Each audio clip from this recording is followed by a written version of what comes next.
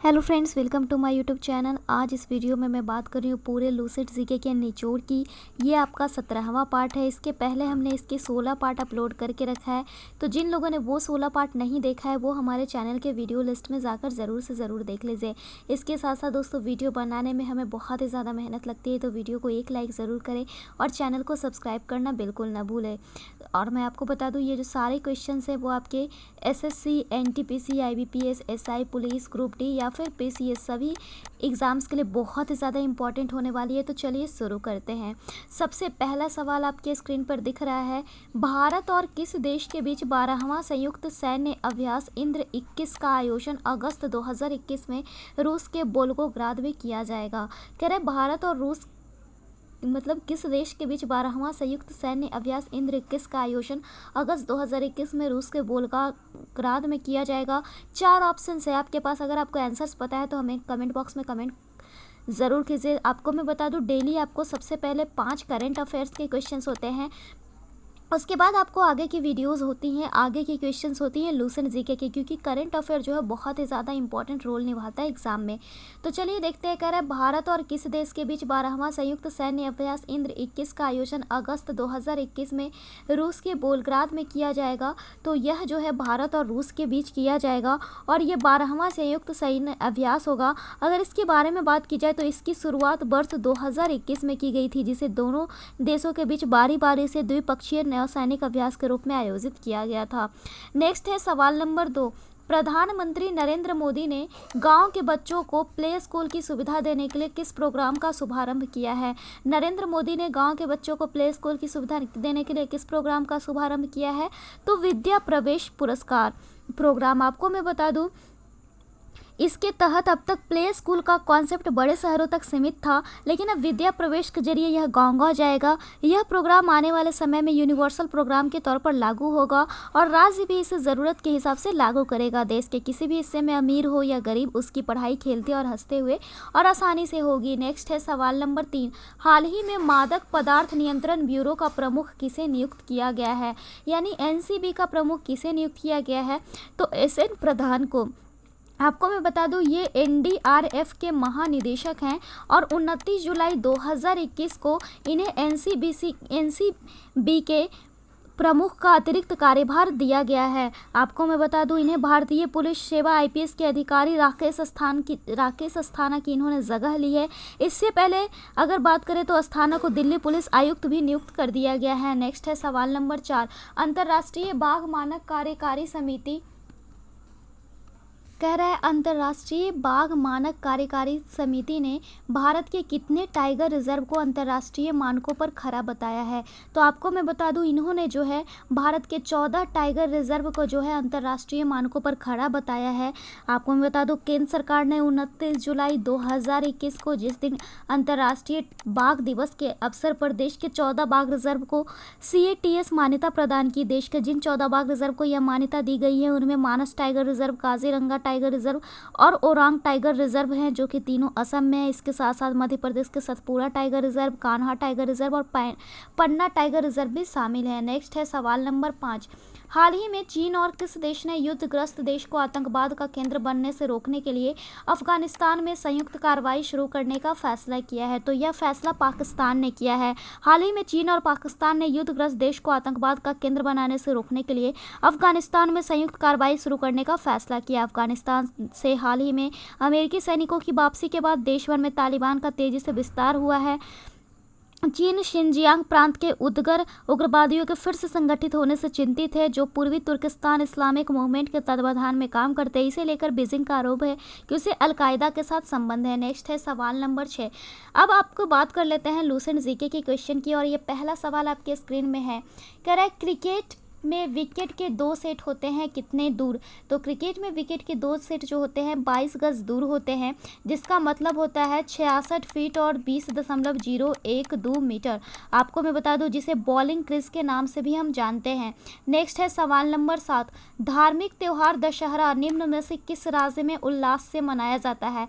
तो दशहरा के बारे में अगर बात करें तो यूं तो यह उत्तर भारत का त्यौहार है, लेकिन दक्षिण भारतीय राज्यों में कर्नाटक या मैसूर में यह त्यौहार उल्लास के साथ विशेष रूप से शारदीय नवरात्र के अवसर पर मनाया जाता है। सवाल नंबर 8।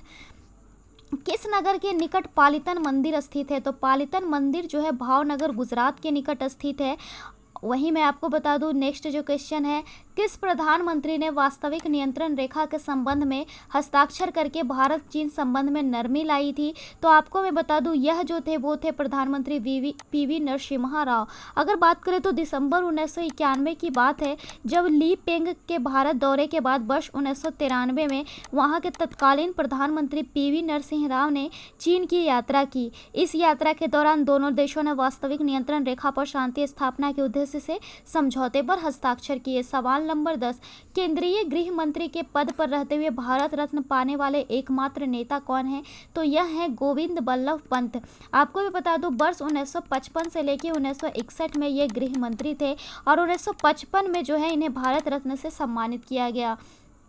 अब नेक्स्ट है सवाल नंबर 11, महात्मा गांधी के भ्रातृत्व और शांति के दर्शन के प्रति श्रद्धांजलि के रूप में संयुक्त राष्ट्र की महासभा ने उनके जन्मदिन 2 अक्टूबर को कौन से दिवस के रूप में घोषित किया है? तो अंतर्राष्ट्रीय अहिंसा दिवस के रूप में। आपको मैं बता दूं, संयुक्त राष्ट्र महासभा द्वारा 2 अक्टूबर को अंतर्राष्ट्रीय अहिंसा दिवस घोषित किया गया है और 15 जून 2007 को संयुक्त राष्ट्र के सदस्यों द्वारा वोटिंग के आधार पर यह घोषणा की गई कि अब 2 अक्टूबर को अंतर्राष्ट्रीय अहिंसा दिवस मनाया जाएगा। सवाल नंबर 12, कौन सा स्मारक सबसे पुराना है? तो अगर इन ऑप्शंस में बात करें कि सबसे पुराना स्मारक कौन सा है जो कि आपसे पूछ रहा है, तो मैं आपको बता दूं, सबसे पुराना स्मारक है तो यह है आपका अजंता की गुफाएं। आपको मैं बता दूं, अगर इनके बारे में बात करें तो यह सबसे पुराना स्मारक है और यह औरंगाबाद महाराष्ट्र में स्थित है। इसका निर्माण 200 ईसा पूर्व से 700 के मध्य हुआ है। जबकि अगर हम बात करें ताजमहल के बारे में तो इसका निर्माण 1630 से 1652 के बीच हुआ। खजुराहो का निर्माण जो है 950 से 1050 के बीच हुआ और कुतुब मीनार की बात करें तो इसका निर्माण 1193 ईस्वी में हुआ। नेक्स्ट है सवाल नंबर 13, कह रहा है केरल किसकी खेती के लिए प्रसिद्ध है? तो केरल के बारे में अगर बात करें तो यह नारियल, काली मिर्च और रबड़ इन तीनों के खेती के लिए प्रसिद्ध है, यानी ऑप्शन नंबर बी। आपको मैं बता दूं, संपूर्ण भारत का 97% जो काली मिर्च है उसका उत्पादन केरल में, जबकि 85% रबड़ का उत्पादन अकेले केरल में किया जाता है। इसके अतिरिक्त नारियल, चाय, कॉफ़ी के उत्पादन के लिए भी केरल विख्यात है। नेक्स्ट है सवाल नंबर 14, मुर्गी पालन यूनिट में लागत को सर्वाधिक प्रभावित करने वाला कारक किसकी लागत है? तो यह है मुर्गी दाना की। आपको मैं बता दूं, मुर्गी पालन में सर्वाधिक प्रतिशत व्यय दाने पर होता है। मुर्गियों को दिए जाने वाले आहार में विभिन्न तत्व जैसे प्रोटीन, विटामिन, कार्बोहाइड्रेट, खनिज पदार्थ और अमीनो एसिड इत्यादि पर्याप्त मात्रा और अनुपात में उपलब्ध रहने चाहिए। अंडे देने वाली मुर्गियों में कैल्शियम की अधिक आवश्यकता होती है, जिसे पूरा करने के लिए 3 से 4% अतिरिक्त चूने का पत्थर, शैलग्रिट और चौक इत्यादि दाने में अलग से खिलाने चाहिए, जिसके कारण सबसे ज़्यादा लागत को प्रभावित मुर्गी दाना ही करता है। फिर अगर बात करें यहाँ पे जो नेक्स्ट क्वेश्चन है आपका, चलिए देखते हैं उसे भी। सवाल नंबर 15 क्या कर रहा है? तो सवाल नंबर 15 की बात कर लेते हैं। भारतीय वन सर्वेक्षण किस मंत्रालय के अधीन है? तो भारतीय वन सर्वेक्षण जो है वह आपका पर्यावरण और वन मंत्रालय के अधीन है। इसका मुख्यालय कहाँ है? तो देहरादून में है।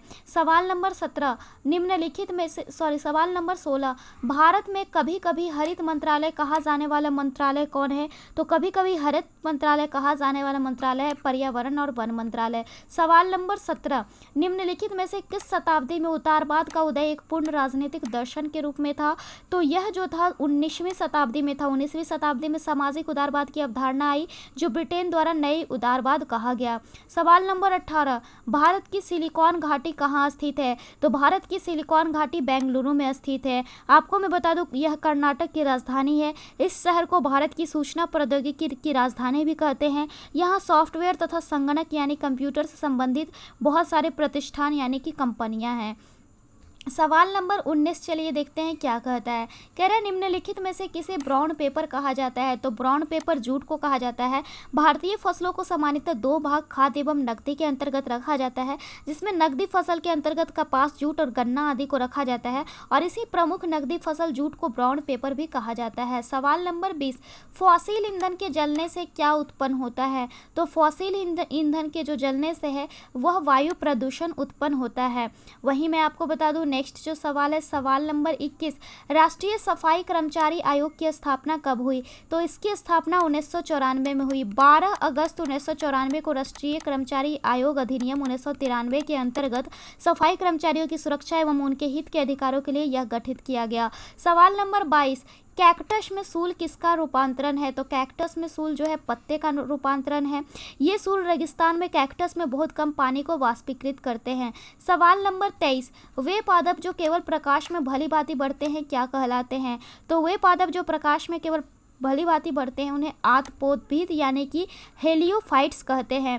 नेक्स्ट है सवाल नंबर 24, यदि व्यक्ति को गलत प्रकार का रक्त दे दे तो क्या परिणाम होता है? तो अगर आप किसी भी व्यक्ति को गलत प्रकार का रक्त देंगे तो उनकी सभी धमनियां संकुचित हो जाती है और यह जो है थक्का बन जाता है रक्त का। सवाल नंबर 25, मानव मस्तिष्क में कितने निलय होते हैं? तो मानव मस्तिष्क में कुल 4 निलय होते हैं। 2 पार्श्व निलय जो कि दाएं एवं बाएं गोलार्ध में स्थित होते हैं। इसके साथ साथ अग्र मस्तिष्क में तृतीय निलय और पश्चिम मस्तिष्क में चतुर्थ निलय होते हैं। सवाल नंबर 26, द्वंद्वात्मक भौतिकवाद किस सिद्धांत के साथ जुड़ा हुआ है?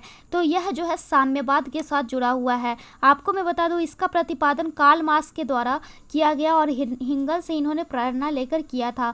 उन्होंने इस संकल्पना की इतिहास की व्याख्या करने के लिए इसे अपनाया था। इसके अनुसार संपूर्ण सामाजिक परिवर्तन और विकास परस्पर विरोधी तत्वों या विचारों के संघर्ष का परिणाम है। इस पद्धति को द्वंद्वात्मक भौतिकवाद कहा जाता है। सवाल नंबर 27, सीटीबीटी क्या व्यक्त करता है? तो सीटीबीटी जो है शस्त्र नियंत्रण उपाय व्यक्त करता है। आपको मैं बता दूं इसका तात्पर्य है व्यापक आणविक परीक्षण प्रतिबंध संधि। यह विश्व भर में किए जाने वाले सभी प्रकार के परमाणु परीक्षणों पर रोक के लिए लाई गई संधि थी। इस संधि को 10 सितंबर 1996 को संयुक्त राष्ट्र संघ ने स्वीकार किया था, लेकिन भारत के साथ पाकिस्तान आदि कुछ देशों ने इस पर अभी तक हस्ताक्षर नहीं किए हैं। सवाल नंबर 28, भारतीय राष्ट्रीय कांग्रेस का पहला अंग्रेज अध्यक्ष कौन था? तो वह था जॉर्ज यूले। कांग्रेस का 14वां अधिवेशन उत्तर पश्चिमी प्रांत की राजधानी इलाहाबाद में हुआ था। इसकी अध्यक्षता जॉर्ज यूले के द्वारा की गई थी, जो भारतीय राष्ट्रीय कांग्रेस के प्रथम अंग्रेज अध्यक्ष थे। सवाल नंबर 29, भारत की राष्ट्रवादी नेताओं ने साइमन कमीशन का बहिष्कार क्यों किया था? तो इन्होंने साइमन कमीशन का इसलिए बहिष्कार किया था क्योंकि कमीशन के सभी सदस्य अंग्रेज थे। यहाँ दोस्तों 1919 ईस्वी की बात है। इस समय भारत सरकार अधिनियम की समीक्षा के लिए 1927 ईस्वी में ब्रिटिश सरकार द्वारा साइमन कमीशन का गठन किया गया। इस आयोग के सभी सदस्य अंग्रेज थे। इस आयोग में किसी भी भारतीय को न शामिल किए जाने का कारण भारत में इसका तीव्र विरोध हुआ और भारत के राष्ट्रवादी नेताओं द्वारा इसका बहिष्कार किया गया। सवाल नंबर 30, हल्दी घाटी की लड़ाई किनके बीच लड़ी गई थी? तो हल्दी घाटी की लड़ाई अकबर और राणा प्रताप सिंह के बीच लड़ी गई। आपको मैं बता दूं यह लड़ाई 1576 ईस्वी में मेवाड़ के शासक राणा प्रताप और अकबर की सेनाओं के मध्य हुई। इस युद्ध में मुगल सेना का नेतृत्व मान सिंह और आसफ खान ने किया था। इसका परिणाम मुगल सेना के पक्ष में रहा तथा राणा प्रताप को स्वयं को सुरक्षित रखने हेतु समीप की पहाड़ियों में शरण लेनी पड़ी। तो फिलहाल इस वीडियो में इतना ही। ऐसे ही वीडियोस के लिए बने रहिए हमारे चैनल के साथ। Then bye and thanks for watching this video.